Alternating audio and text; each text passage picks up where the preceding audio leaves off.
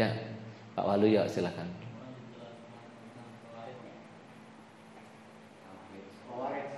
Khawarij.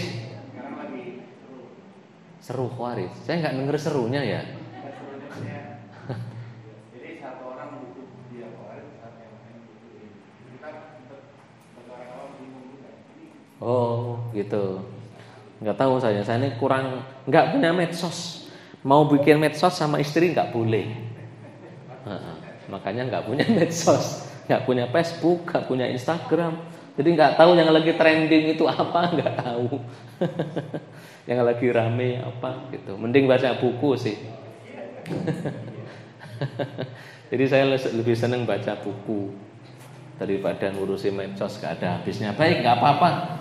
Biar antum tahu. Ini kenapa ya? Hah? Ya udah, yang anu aja ya. Di otak antum ribut-ribut itu nggak masalah ya. Acak-acakan. Kharijun. Ini kharijun. Itu mufrad tunggal kharij. Jamaknya khawarij nih. Khawarij. Nah, Kharijun dari kata-kata kharaja. Ini kharaja. Keluar. Jadi khawarij itu dari kata-kata keluar. Kharaja yakhruju fahuwa kharijun. Terus jamaknya khawarij. Jadi orang-orang khawarij itu orang-orang yang keluar. Asalnya seperti itu. Keluar dari apa? Dulu ada konflik antara Ali versus Muawiyah. Nah, ini konfliknya antara dua sahabat ini. Konflik politik. Udah, sahabat ini semuanya sahabat, semua dijanjikan kebaikan. Yang paling mulia ya pasti Ali, nggak sebanding kalau dengan Muawiyah ini sama sekali nggak sebanding. Tapi sama-sama sahabat, sama-sama radhiyallahu anhum wa radu anhu. Kita nggak boleh ribut. Yang benar Ali, yang salah Muawiyah. Tapi ini salah dalam bab ijtihad.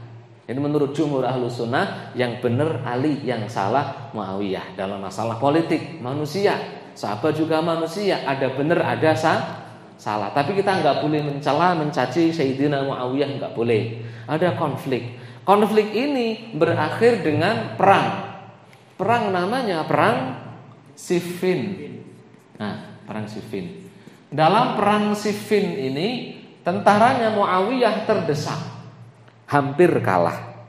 Ketika hampir kalah, mereka ngambil Qurannya ditaruh di atas tombak dan pedang. Kami tidak mau lanjut perang, kami mau berhukum dengan Al-Quran, namanya tahkim. Kami mau menyelesaikan permasalahan politik ini dengan perundingan. Jadi Sayyidina Ali dibaiat jadi khalifah, Muawiyah tidak mau tunduk, mudeng, nggak mau berbaiat. Jadi punya kekuasaan di Syam sampai ke Mesir sono, tunduknya ke Muawiyah. Sedangkan dari Syam ke sini sampai ke Yaman dan sebagainya, tunduknya ke Sayyidina Ali. Muawiyah nggak mau tunduk. Ini karena perang ini. Sebabnya panjang, pembunuhan Utsman dulu asalnya ya. Karena Muawiyah menuntut Ali untuk mengkisos para pembunuh Utsman. Para pembunuh Utsmannya itu nyusup ke barisan Sayyidina Ali. Kata Sayyidina Ali, kamu baiat saya dulu, kita kuat, ambil bareng-bareng. Kata Muawiyah, enggak mau saya. Makanya salah Muawiyahnya ini gitu. Secara ijtihad politik salah. Nah, kemudian setelah terjadi perang Siffin dan mau berunding. Dari pihak Ali ngirim Abu Musa Al-Asy'ari. Nah, ini Abu Musa. Dari pihak Muawiyah ngirim siapa? Amr bin As. Yang dikirim Muawiyah untuk berunding. Gimana nemu biar kata sepakati. Ketemu Amr bin As ini negosiator ulung, politikus ulung dari sebelum Islam. Amr bin As ini orang soleh, mudeng. Ya bukan berarti kalau orang soleh gak bisa politik gitu ya. Tapi namanya politik itu kan penuh apa ya? Lobby-lobby, intrik dan sebagainya. Mungkin gak gitu ya.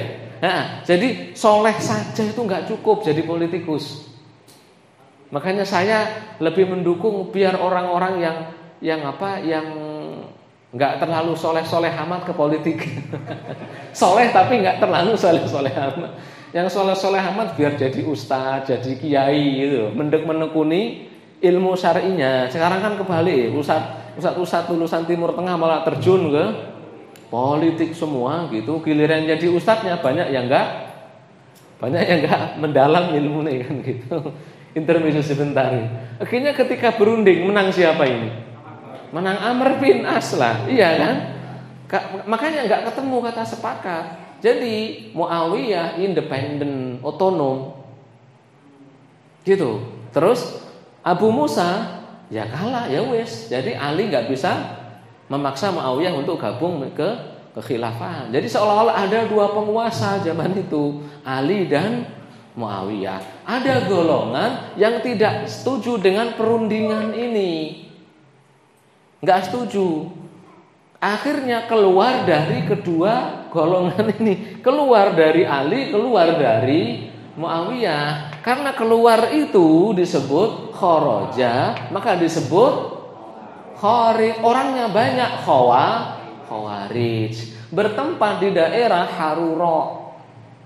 Daerah Harura itu daerah Iran atau Irak sono gitu. Makanya kadang-kadang disebut Haruriyun. Haruriyah anti gitu. Ada di hadisnya seperti itu. Haruriyah. Mereka disebut khawarij. Mengapa tidak setuju? Ada beberapa syubhat yang ada di khawarij. Khawarij mutaqaddimin, khawarij awal-awalnya ini. Mereka ini orang-orang soleh loh. Mereka ini orang-orang saleh. Iya, hafalan Qur'annya jangan ditanya, hafal. Sujudnya jangan ditanya, sujudnya. Iya. Lebih banyak sujudnya daripada sahabat yang enggak khawarij. Baca Qur'annya lebih banyak daripada sahabat-sahabat yang lain. Tapi disampaikan oleh baginda Nabi sallallahu alaihi wasallam, yakhruju min dhi'i hadzal rajul, akan keluar dari keturunan orang ini satu kaum yang kalian ini para sahabat akan merasa kecil beribadah dibandingkan dengan mereka, akan merasa sedikit tilawah Qur'annya jika dibandingkan dengan mereka. Yaqra'unal Qur'an wa la yujawizuna taraqihim, membaca Qur'an tapi tidak melewati kerongkongannya. Jadi nggak bisa memahami agama ini dengan pemahaman yang benar, memahami semau otaknya sendiri. Makanya dalam memahami agama ini kita perlu tahu ijma, gitu. Yang syubhat mereka, kok bisa urusan negara diserahkan kepada dua orang, gitu. Ini kan negara, hukum, urusan agama besar, kok bisa diwakili dua orang, gitu loh. Itu. Terus yang kedua syubhatnya, kata mereka, kok bisa Ali merangi perang melawan siapa? Tolha bin Ubaidillah, Zubair bin Awam dan ibunda Aisyah perang, tapi kok perempuan-perempuannya nggak dijadiin budak, nggak jadiin tawanan. Itu syubhatnya juga. Karenanya Ibnu Abbas, ini dalam sirah disebutkan semua, Ibnu Abbas minta izin kepada Sayyidina Ali, utus aku kepada mereka, nanti aku diskusi. Kata Ali, lah nanti sampean gimana kalau dia apa-apain? Kata Ibnu Abbas, enggak, Khawarij ini beradab. Kalau dengan saya, mereka tahu saya adalah anaknya paman Nabi, insya Allah enggak bakal dia apa-apain. Saya enggak bermain politik, saya cuma mau diskusi. Bener, datang ke daerah Harura itu Ibnu Abbas, semuanya dia diskusi. Apa yang kalian permasalahkan kepada Ali dan Muawiyah? Gitu. Kata mereka, kok bisa urusan negara diserahkan hanya kepada dua orang perwakilannya? Kata Ibnu Abbas, seandainya ada laki-laki dan suami dan istrinya ribut dalam rumah tangga, nggak ketemu. Dalam Al-Quran yang disuruh berunding siapa? Mereka jawab, ya orang lain. Kan iya kan? Dalam surat An-Nisa kan disebutkan seperti itu. Jadi kalau laki-laki sama istri udah ribut, nggak ketemu gitu. Islam nggak ingin, nggak menganjurkan ujuk-ujuk cerai itu nggak, jangan ujuk-ujuk cerai gitu. Disuruh rundingan dulu. Fab'atsu hakaman min ahlihi wa hakaman min ahliha. Utus pihak laki-laki ngutus perwakilan, pihak perempuan juga ngutus perwakilan. Jadi yurida islahan yuwaffiqillahu bainahuma. Kalau keduanya ini mendaki kebaikan, pasti diberi taufik, ditolong oleh Allah. Untuk urusan keluarga, cuma sekup keluarga, enggak sangkut paut dengan nyawa, gitu kata Ibnu Abbas. Allah lo nyuruh ngutus 2 orang untuk mendamaikan. Lah ini sekarang urusannya nyawa, iya kan? Perang ini kan? Ini perang, urusannya nyawa. Cuma urusan keluarga saja, nggak ada kaitannya dengan nyawa, disuruh mewakilkan. Lah ini urusan nyawa. Ali dan Muawiyah versus perang. Kan nggak mungkin Ali ketemu Muawiyah, ya nggak bisa. Lah iya kan? Jadi disuruh perwakilannya yang berunding. Akhirnya kata Khawarij, oh iya bener ya, untuk menjaga darah kan gitu, biar nggak perang.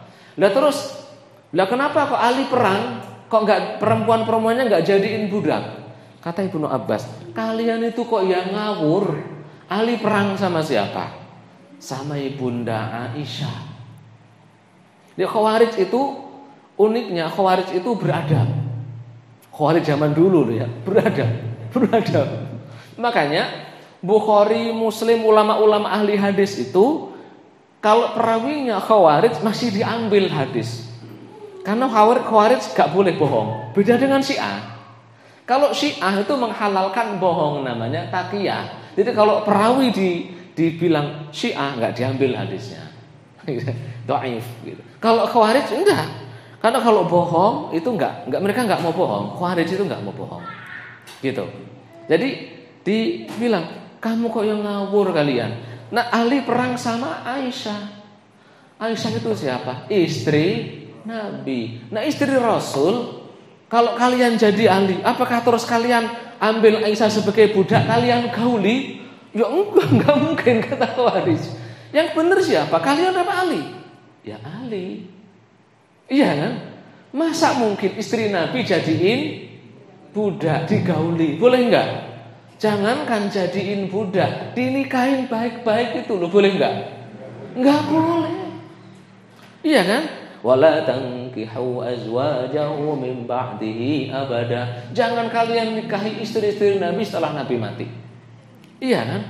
Makanya dan beberapa syubhat lain, akhirnya orang Khawarij separuhnya balik ke Sayyidina Ali. Separuhnya lagi ya, banyak itu, ada versi mengatakan pasukan elitnya itu 4.000 katanya. Ada yang mengatakan lebih. Dari 4.000 itu pasukan elit ya, yang pasukan yang lain-lainnya belum dihitung. Dari 4.000, 2.000-nya kembali ke pangkuan Ali. 2.000-nya diperangi dalam Ma'rakah Nahrawan. Perang Nahrawan kalau tidak salah namanya. Akhirnya mereka selesai. Tapi ingat, ideologi itu tidak bisa mati. Ya. Gerakan, kalau sebuah gerakan ormas partai politik bisa dilarang, bisa diberangus. Tapi apakah ideologi bisa mati? Enggak.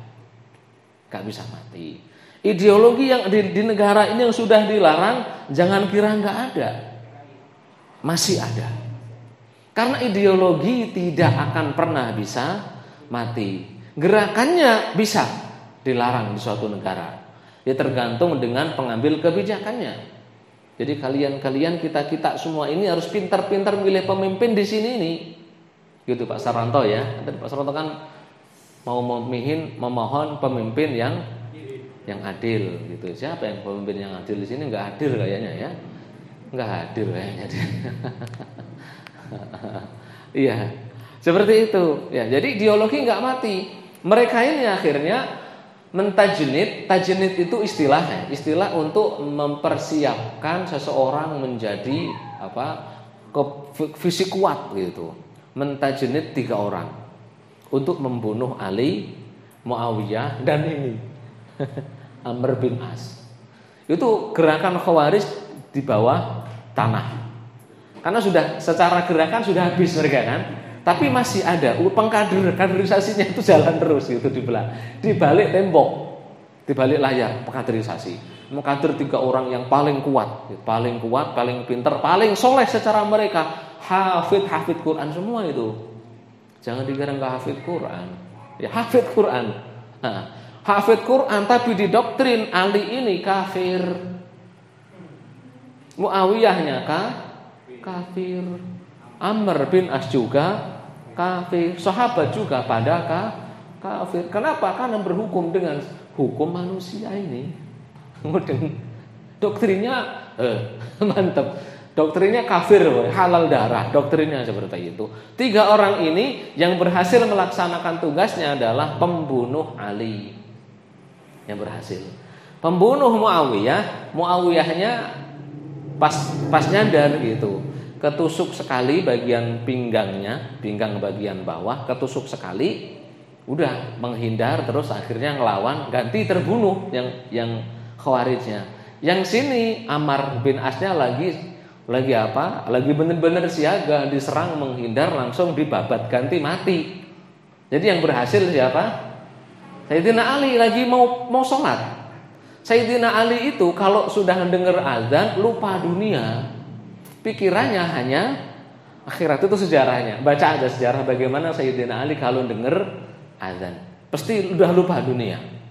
Lupa. Makanya kalau udah mau menuju ke masjid, udah nggak inget siapa-siapa, ingetnya Allah, nah gitu. Dan zaman dulu nggak ada pengawal apa kan nggak ada. Makanya begitu diserang dari belakang ya udah kena beliau, gitu wafat syahid beliau, gitu. Ya itu kalau Muawiyah gara-gara diserang itu nggak bisa punya anak lagi. Kata dokternya kalau tak obati, tapi kamu nggak punya anak lagi. Kata Muawiyah, aku sudah punya anak, nggak apa-apa. Akhirnya pilih diobati, gitu. Itu Khawarij. Setelah itu nanti gerakan-gerakan di bawah tanah itu seiring bertambahnya waktu itu menguat sampai memiliki negara sendiri. Ada negara yang mengatasnamakan Islam itu, tapi pahamnya Khawarij, tapi diperangi oleh khilafan Islam. Terus akhirnya Khawarij juga berkembang. Ya, ada sekte-sektenya berkembang. Awalnya cuma masalah politik ini berkembang menjadi ideologi. Ideologi yang paling terkenal orang Khawarij adalah mengkafirkan murtakibil kabirah, mengkafirkan orang Islam yang berbuat dosa besar. Jadi kalau ada orang berzina kafir, itu Khawarij, kafir neraka. Kalau Khawarij nggak hanya ideologi kafir, langsung ada eksekusinya, boleh ditumpahkan darahnya, boleh dibunuh. Nah repotnya diterapkan di Indonesia. Undang-undangnya UUD 45, dasarnya Pancasila, pemimpinnya presiden, dipilihnya pemilu dari barat, kan gitu subhatnya. Akhirnya kafir, karena negara kafir boleh dibom, mudeng enggak? Karena aparatnya kafir, aparatnya boleh dibunuh, mudeng. Ideologinya ngeri. Makanya ada mantan napi teroris, ada di YouTube itu. Napi teroris diwawancarai, kalau nggak Metro TV One, seingat saya diwawancarai. Dia bilang dalam waktu 2 jam saya bisa mencuci anak-anak SMA, mencuci otak anak-anak SMA. Makanya hati-hati. Saya sering bilang ke teman-teman, ya semoga Allah menjaga kita dan keluarga kita, keturunan kita. Hati-hati ketika anak itu berteman. Hati-hati anak ketika mau ngaji. Itu loh. Iya, ngaji itu kan baik ya. Ngaji kan baik lah. Iya. Hafalan Quran itu loh baik. Baik enggak? Tapi kalau hafalan Qur'annya ke orang Khawarij, waduh, repot. Ya, hafal Quran tapi semuanya dikafirkan gitu. Ini kalau sudah kalau sudah merembet terlalu mengakar gitu, nanti kadang terlalu berlebihan. Orang ziarah kubur jadi kafir, orang tabarukan jadi kafir, orang istighosahan jadi kafir. Lah kafir semua. Orang ziarah kubur disebut kuburi, nyembah kubur, padahal niatnya ziarah kubur. Ulama-ulama hanya gara-gara membantah Syekhul Islam Ibnu Taimiyah yang mengharamkan pergi jauh untuk ziarah kubur Nabi. Imam Subki disebut imamu kuburiyin, imamnya penyembah kuburan. Unik di sini. Ini kalau sudah kebablasan, gitu. Ya kalau cuma masalah fikih, ya monggo bisa didiskusikan. Tapi kalau sudah politik, kalau sudah eksekusi, itu yang repot Khawarij itu. Dan ideologinya ada. Di Indonesia ini ada. Saya berani mengatakan ada karena saya pernah diskusi langsung dengan orang tadi. Orang tadi mengatakan pemerintahan ini kafir, boleh diperangi. Tak tanya, lah kok enggak kamu perangi, Kang? Ya karena kami sekarang masih lemah. Kalau kami sudah kuat, tak berontak semuanya kuat. Duh, babar bubrah ini tatanan. Makanya sering saya bilang ke antum semua, negara Indonesia ini mayoritas umat muslim di dunia mengatakan negara Islam terbesar di dunia. Karena mengapa? Dulu negara Indonesia ini adalah negara Islam, masuk di pemerintahan Turki Utsmani. Sampai sekarang bahkan Kesultanan Yogyakarta itu masih nyimpen bendera Turki Utsmani sebagai bentuk ketundukan kepada kekhalifahan Islam. Sebuah negara yang dulunya Islam, daerah Islam, tidak bisa berubah jadi kafir menurut jumhur, kecuali orang muslimnya hilang semua gitu. Ma'alim, syiar-syiar Islamnya sudah nggak ada lagi, seperti Spanyol baru. Lah kalau Indonesia, ini orang Islamnya tetap orang Islam. Lah iya kan? Sholat jamaah ada, nikah secara Islam, pengebumian jenazah secara Islam, sholat Idul Fitri haji bahkan diurusi oleh pemerintah. Bahkan pemerintah juga punya kompilasi hukum Islam. Lah kok dikafirkan tuh dari mana ceritanya? Negara itu wilayah, pemerintah, undang-undang dan rakyat. Wilayah tanah air nggak mungkin disebut kafir, iya kan? Pemerintah nggak semuanya kafir, betul apa betul? Aparat, bapak saya itu mertua PNS polisi, hafal juz amma, hafal juz 29, hafal juz 28 gitu. Ramadan aja khatam 6 kali bacanya. Masa dibilang kafir? Umroh ya umroh, haji ya daftar, mau panjang umur bisa haji. Iya kan? Masa dibilang kafir? Sholat jamaah rajin, masa dibilang kafir? Dan aparat yang seperti itu nggak hanya satu, banyak loh. Banyak kan? Banyak aparat yang Islam itu banyak polisi, tentara, banyak gubernur, wali kota yang Islam, banyak kan? Banyak. Anggota dewan yang hafid Quran banyak enggak? Banyak. Anggota dewan lulusan Saudi banyak, Mesir banyak. Kok dibilang kafir? Itu di mana ceritanya coba? Undang-undangnya Pancasila, UUD, kafirnya itu di mana? Itu loh. Enggak ada. Rakyatnya, rakyatnya Islam terbesar sedunia. Ini karena salah mencari guru.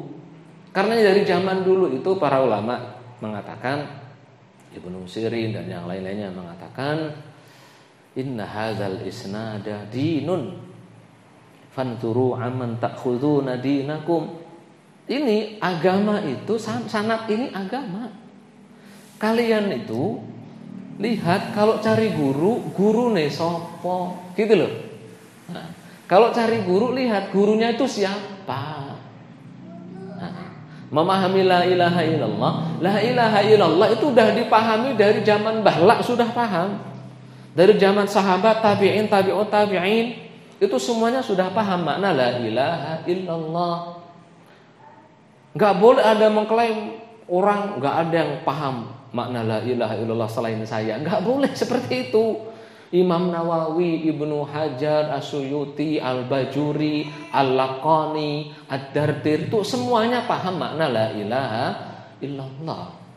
Tauhid itu sudah dibahas semuanya. Ada yang khilaf dipelajari kan gitu.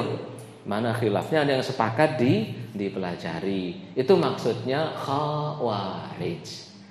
Paham Pak Waluyo ya? Jadi hati-hati. Orang khawarij itu hafal Quran, hafal. Qiyamul lailnya, jangan tanya. Bisa jadi jidat juga hitam tuh gara-gara qiyamul lail kebanyakan. Karena digosor-gosorokin terus kemana. Tapi bukan ciri utama, enggak. Jadi ciri utamanya kelihatan soleh sekali. Soleh sekali.